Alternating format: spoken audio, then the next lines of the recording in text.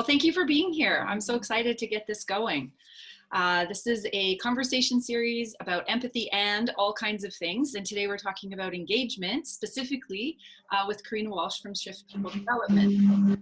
I can't even remember how long ago we've met. It's been a few years. Yeah, our work parallels each other. Corina runs her own business as well, helping turn good businesses into great places to work. She's got a book, The Engaged Employee Blueprint, out, and also her signature leadership course management is some of her areas of focus. Is there anything I missed? I think you covered it all, Erin. Yeah, pretty much everything.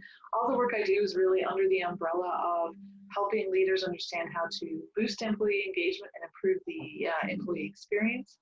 So the bulk of the way that I do that is through either one-on-one leadership coaching or group leadership coaching. Perfect. Yeah, such alignment there. Definitely. The inspiration for this conversation really was, there's so many ways that I think empathy kind of flows throughout our life. And we're just seeing, I mean, you can't look up an article on leadership right now and not see the word empathy. The curious thing I found is that a lot of people don't really know what that means, how it shows up, what it looks like, right, in practice. I get everything from I'm highly empathic and end up in tears all the time to, right, like I don't do emotion, so I can't do empathy. And I think there's somewhere in the middle, right? There's plenty of space in the middle between those two, yes. Yeah, so what's your experience been like with empathy and leadership? Yeah, so your work on empathy and my work on employee engagement and leadership, they really go really well together. And you and I both know that you cannot have really engaging leadership or a really engaging workplace without empathy. So if leaders are lacking in empathy, you know, they're not creating that emotional connection that an employee needs to have with their workplace to feel engaged. You know, difficult conversations are going to be a struggle, and it's going to be tough to form those really meaningful relationships at work that you and I both know are critical to keeping an employee feeling engaged. Yeah. So if employee engagement is the emotional connection that an employee feels toward their workplace, in the absence of empathy, you just don't have that connection, and therefore employees can't feel engaged. Yeah. So yeah, empathy is the foundation of connection, which then leads to the engagement. Exactly. I think very that's well said. A critical piece. Yeah. So what are some of the behaviors that you see in your work that really lead to that connection? Yeah, that's a really great question, because it's all about behaviors, right?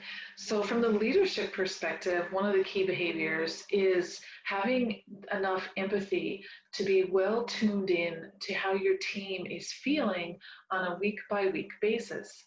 I mean, we certainly don't expect employees to be super happy and high every single week and every single day that they come to work. You know, we all have things going on in our lives. Our energy and our mood is going to fluctuate. But you, as a leader of a team, have to be tuned into the emotional pulse of your team so that you can pick up on any drastic changes. So if you have this star employee who's doing really great at work, and then all of a sudden you notice a total drop in their performance or a drop in their engagement and enthusiasm level, if you're lacking that empathy, it's going to be tough for you to be tuned into that and pinpoint what's going on. And then, of course, when you try to have a conversation with that person, if the empathy isn't there to help to, you know, try and tune into their experience at work, that conversation might not go as well either. From the team perspective, team members who lack empathy for each other are really going to struggle with that cohesion, you know, that team cohesion that you need and that trust that you need to be able to work together effectively. So I don't know if you've ever been to the kind of workplace that feels kind of toxic. You can definitely tell that there's a lack of empathy, that people don't understand what everyone else is going through. It's all about me. It's all about my struggles and my workload. And there's no real team feeling or that cohesive feeling. So those are just a couple of the key behaviors that I see. Another one I think is the lack of meaningful conversation between a leader and their team. You know, it can't be all about work.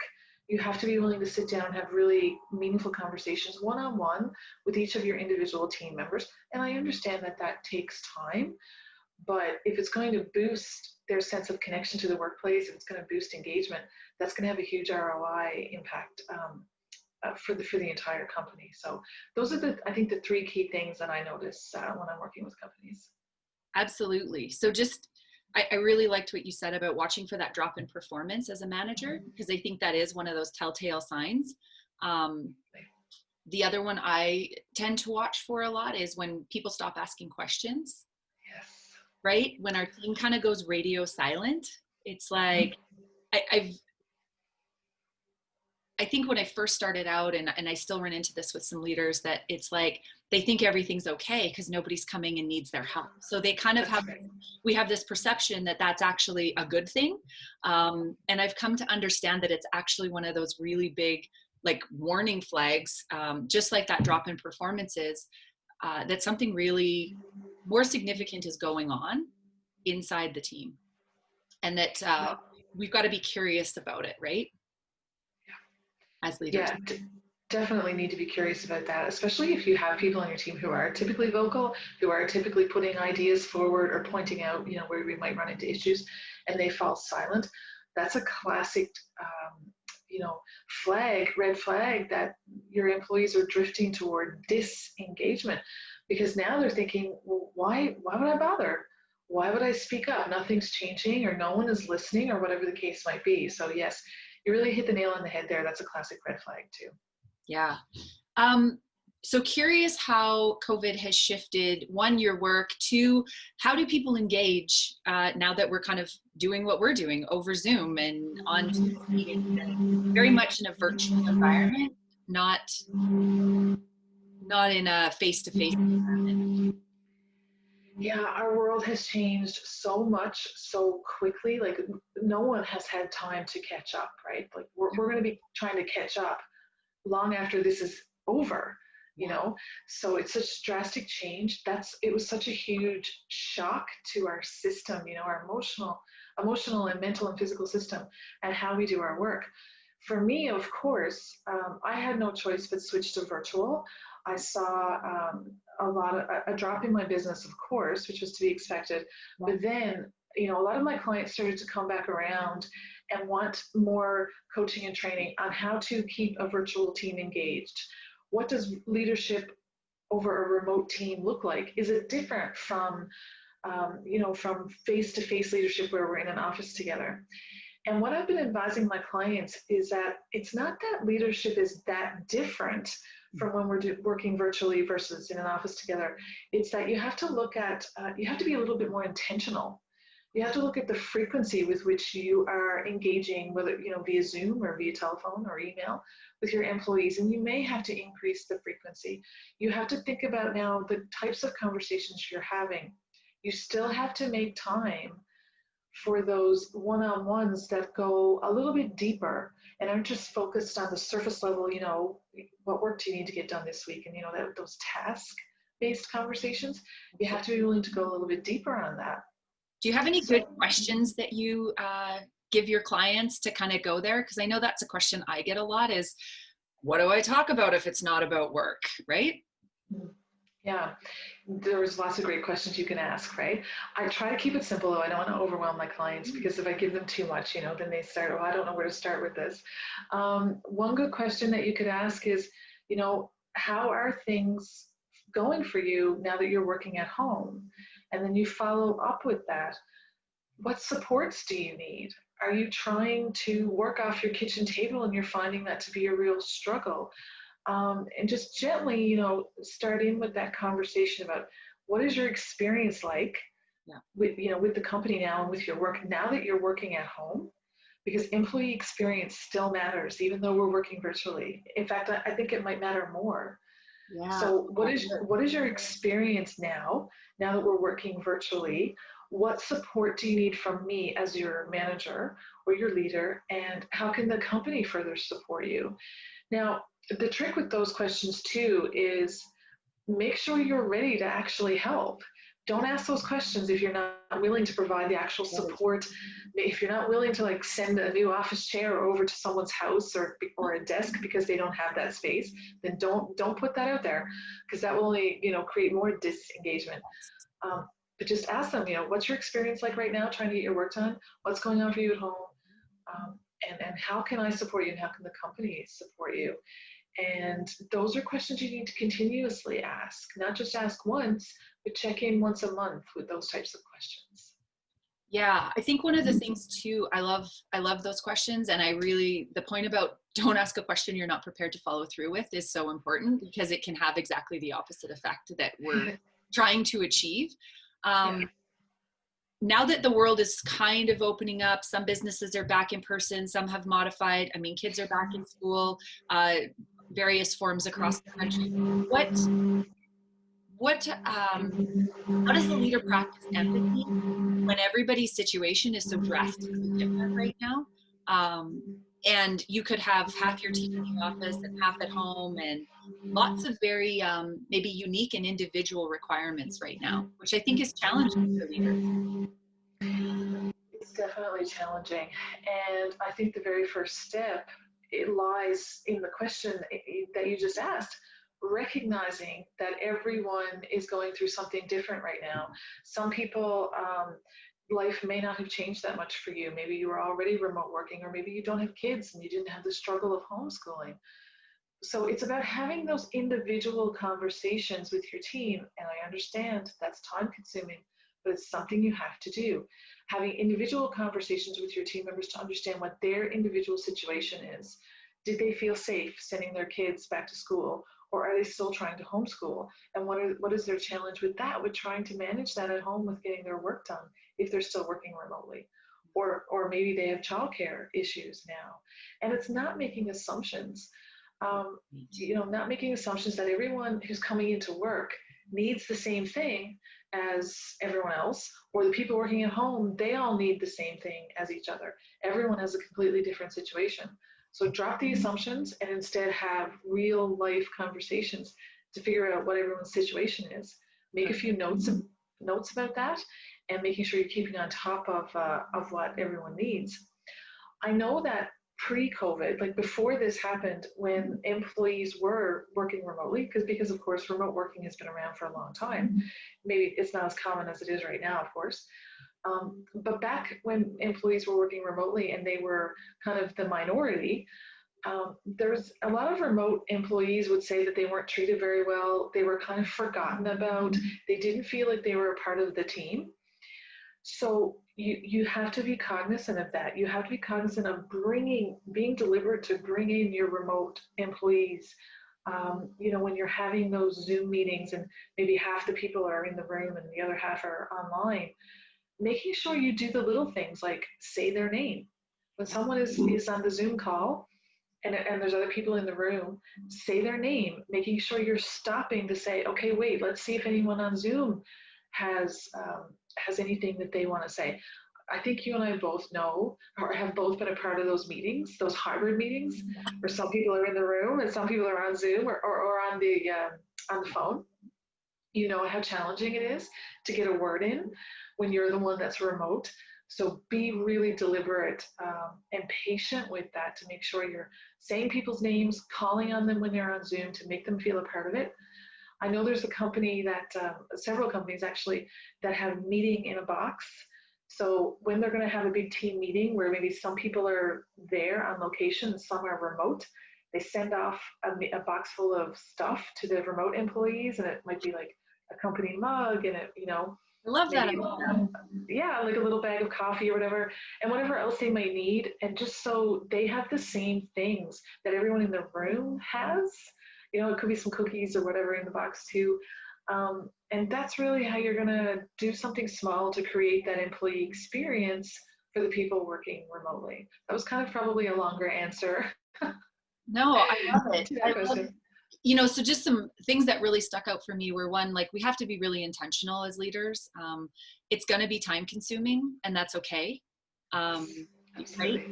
Because I agree with you, like remote work existed before COVID and it's going to exist after COVID.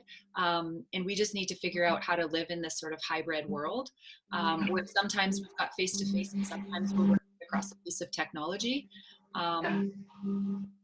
But the behaviors are not all that different, right?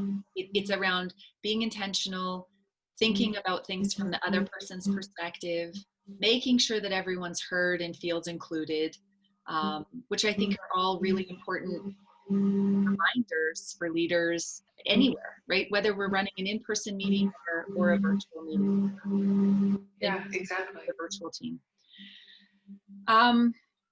Yeah, so talk to us about how people can find your work. Where can they find you? Well, I'm all over the internet these days. You can definitely connect with me on LinkedIn, Corina Walsh on LinkedIn. You can go to my website, which is www.shiftpd.com, which of course stands for Shift People Development.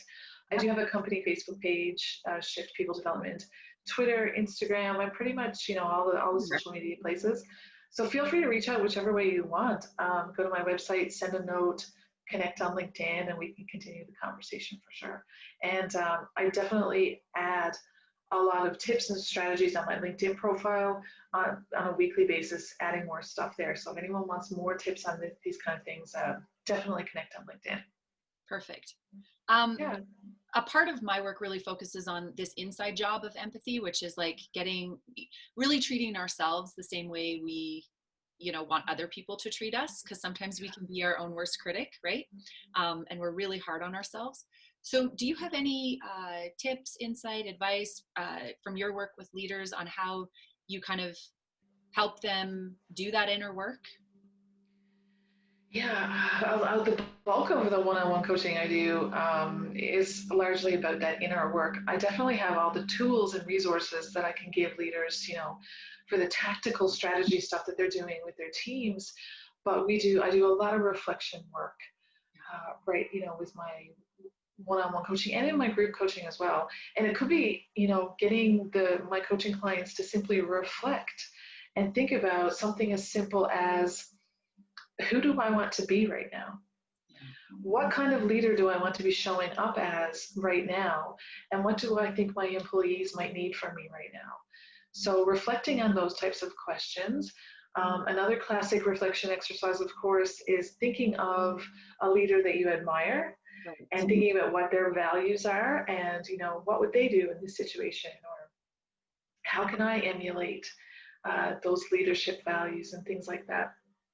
A lot of reflection work to get to that inside job that you're talking about, to build up that empathy.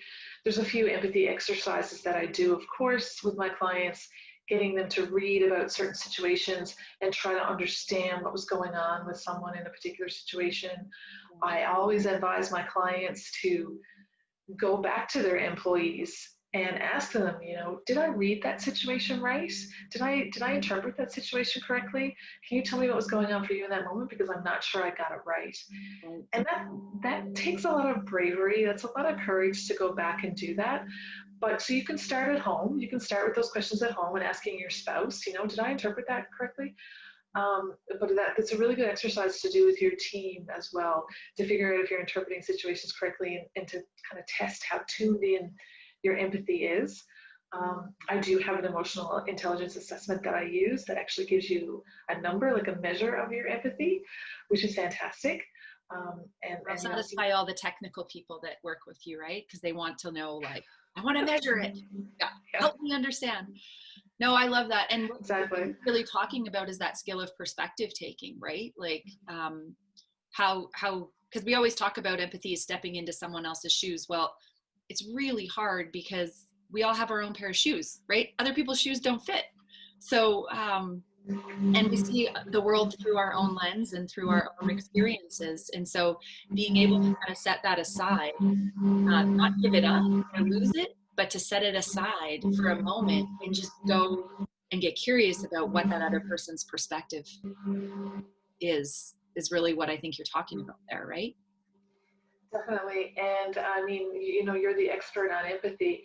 And what you said there is key, because I think the reason a lot of people shy away, a lot of leaders shy away from empathy, is because they think they have to take on those feelings. Yes. And that's a little bit daunting. That's a little bit exhausting when you have your own stuff going on. You're trying to keep up with your own role and your own job.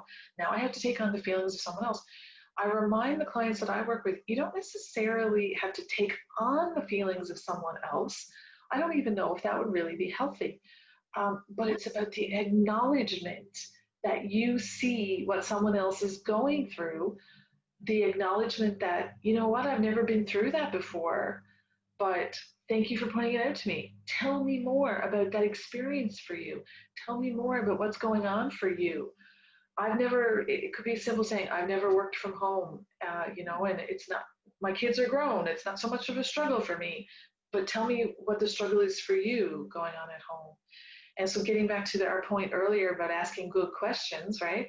Those are some other good questions that that can help you get, figuratively get into someone else's shoes without you necessarily having to feel what they feel. Because I think that's the confusing piece for a lot of people. I would agree. And just something just popped into my mind as you were talking there. I think we don't ask the questions as well as leaders sometimes, or as moms, as spouses, as wives, as partners, as, whoever, whatever relationship we're in. We don't ask the questions because we're scared we can't fix it.